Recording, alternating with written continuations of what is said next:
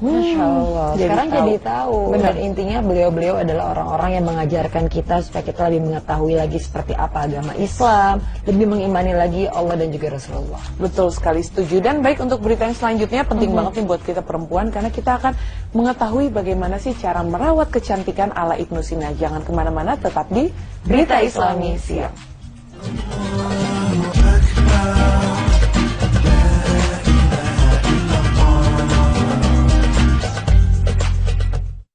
Batin-batin ya Pak ya. Ya, makanya ini teh, maafin saya teh ya, saya banyak salah. Rumah ibu penuh.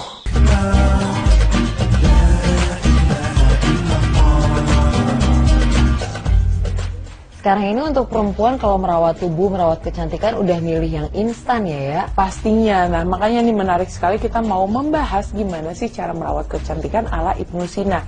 Seperti apa? Langsung aja kita saksikan. Ini dia.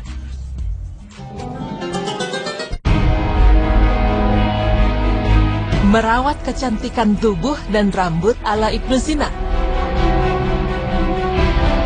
Pemirsa beriman, perawatan kecantikan sebenarnya telah berkembang sejak era kejayaan Islam. Pelopornya adalah Ibnu Sina, seorang dokter muslim legendaris. Dalam kitabnya Kanin fi Tib atau Canon of Medicine, ia secara khusus menuliskan rahasia dan resep perawatan kecantikan mulai rambut hingga ujung kaki. Tips perawatan kecantikan itu ditulis dalam bab khusus yang disebut Zainet Penampilan Fisik. Profesor Neil Sari dari Fakultas Kedokteran Istanbul University dalam tulisannya bertajuk Beauty, Hair, and Body Care in the Canon of Ibn Sina mengungkapkan, meski istilah Zainet kerap digunakan untuk menyebut hiasan-hiasan, namun dalam kitab itu Ibn Sina menjelaskan tentang tips dan rahasia yang berkaitan dengan penampilan, seperti perawatan rambut dan tubuh. Nah, seperti apa? Berikut penjelasannya. Dalam kitabnya, Ibnu Sina mengungkap rahasia perawatan rambut. Ia mengkaji semua hal tentang rambut, jenggot, dan lainnya. Ia sudah mampu mengungkapkan langkah-langkah yang harus diambil untuk mencegah rambut dan jenggot rontok. Masalah rambut rontok, kita lebih dulu harus mengenali beberapa penyebab rontok, di antaranya seperti faktor keturunan, bahan kimia seperti obat-obatan, penyakit seperti diabetes dan lupus yang dapat menyebabkan kerontokan pada rambut, stres, serta kekurangan kalori dan nutrisi. Selain membahas berbagai masalah tentang rambut, Ibnu Sina juga mengupas perawatan kulit secara detail.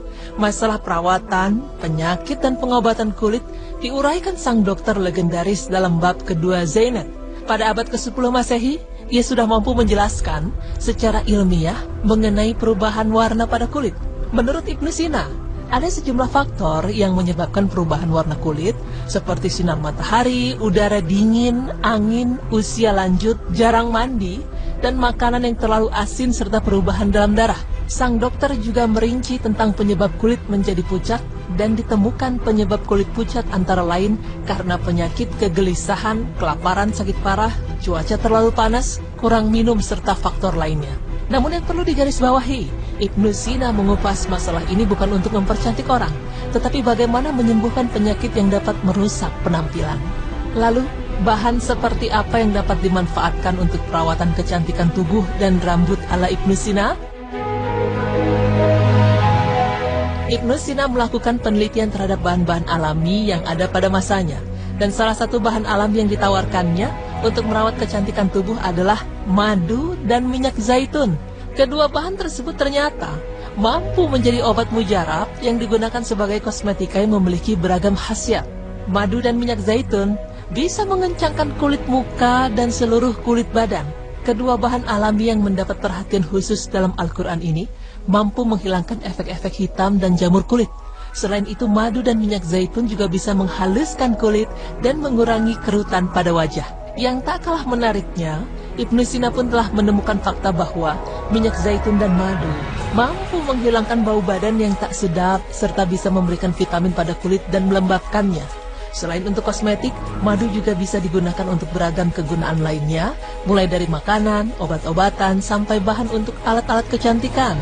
Ya, manfaat madu memang telah dirasakan peradaban manusia sejak dahulu kala, dan orang Mesir kuno telah mengkonsumsinya.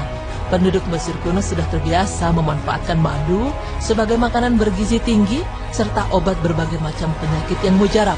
Masya Allah, begitu luar biasa karunia Allah Subhanahu wa Ta'ala terhadap kita hamba-hambanya. Allah menciptakan apa yang ada di bumi yang bisa kita manfaatkan sebagai makanan maupun obat-obatan, seperti dalam firman-Nya yang artinya, dan Dia menundukkan untukmu apa yang ada di langit dan apa yang ada di bumi semuanya sebagai rahmat daripadanya. Sesungguhnya pada yang demikian itu benar-benar terdapat tanda-tanda kekuasaan Allah bagi kaum yang berfikir.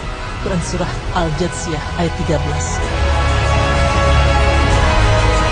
Makanan yang terlalu asin serta perubahan dalam darah. Sang dokter juga merinci tentang penyebab kulit menjadi pucat dan ditemukan penyebab kulit pucat antara lain karena penyakit kegelisahan, kelaparan sakit parah, cuaca terlalu panas, kurang minum serta faktor lainnya. Namun yang perlu digarisbawahi, Ibnu Sina mengupas masalah ini bukan untuk mempercantik orang, tetapi bagaimana menyembuhkan penyakit yang dapat merusak penampilan. Lalu, bahan seperti apa yang dapat dimanfaatkan untuk perawatan kecantikan tubuh dan rambut ala Ibnu Sina? Ibnu Sina melakukan penelitian terhadap bahan-bahan alami yang ada pada masanya, dan salah satu bahan alami yang ditawarkannya untuk merawat kecantikan tubuh adalah madu dan minyak zaitun. Kedua bahan tersebut ternyata mampu menjadi obat mujarab yang digunakan sebagai kosmetika yang memiliki beragam khasiat. Madu dan minyak zaitun bisa mengencangkan kulit muka dan seluruh kulit badan. Kedua bahan alami yang mendapat perhatian khusus dalam Al-Quran ini mampu menghilangkan efek-efek hitam dan jamur kulit. Selain itu, madu dan minyak zaitun juga bisa menghaluskan kulit dan mengurangi kerutan pada wajah. Yang tak kalah menariknya, Ibnu Sina pun telah menemukan fakta bahwa minyak zaitun dan madu mampu menghilangkan bau badan yang tak sedap serta bisa memberikan vitamin pada kulit dan melembabkannya. Selain untuk kosmetik, madu juga bisa digunakan untuk beragam kegunaan lainnya, mulai dari makanan, obat-obatan, sampai bahan untuk alat-alat kecantikan.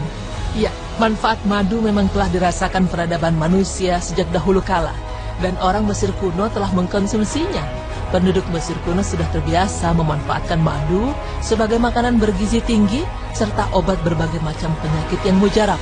Masya Allah, begitu luar biasa karunia Allah Subhanahu wa Ta'ala terhadap kita hamba-hambanya. Allah menciptakan apa yang ada di bumi yang bisa kita manfaatkan sebagai makanan maupun obat-obatan, seperti dalam firman-Nya yang artinya, dan Dia menundukkan untukmu apa yang ada di langit dan apa yang ada di bumi semuanya sebagai rahmat daripadanya. Sesungguhnya pada yang demikian itu benar-benar terdapat tanda-tanda kekuasaan Allah bagi kaum yang berfikir. Quran Surah Al-Jathiyah ayat 13.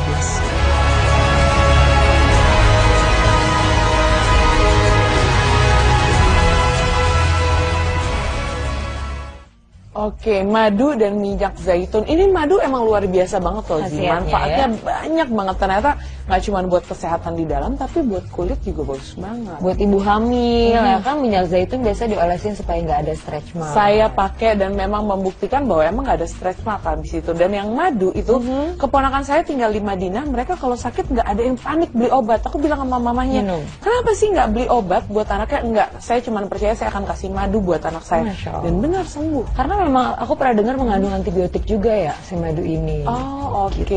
Jadi ini kalau bisa cari madu yang emang madu asli. Jadi nggak ada banyak tambahan gulanya, pemanisnya dan pengawet, dan itu benar-benar bagus buat tubuh. Sekarang si Bil anakku kalau sakit buruan kasih madu, insya Allah bisa sembuh. Insya Allah. Oke, alhamdulillah sudah 3 berita yang kita sampaikan. Semoga bisa menginspirasi dan juga memberi manfaat untuk semuanya. Amin. Dan jangan lupa nanti sore saksikan Kisah Jelang Berbuka, makin seru loh. Itu kemarin saya lagi di Jogja nonton, kok lucu banget. Jadi ceritanya makin lucu, tapi banyak sekali ilmu yang bisa kita dapat. Iya pastinya. Dan hati-hati yang mau mudik ya. Benar banget, jangan lupa langsung dilaksanakan tadi tips-tips dari Berita Islam ini. Ada sholat istiqoroh, ada doa-doanya juga. Jadi nggak cuma siap oleh-oleh dan yang lain-lain. Betul sekali. Saya Zisha undur diri. Dan saya Zaskia Meka. Terima kasih sudah menyaksikan. Semoga bermanfaat. Sampai jumpa lagi nanti sore. Wabillahi taufiq wal hidayah. Wassalamualaikum warahmatullahi wabarakatuh.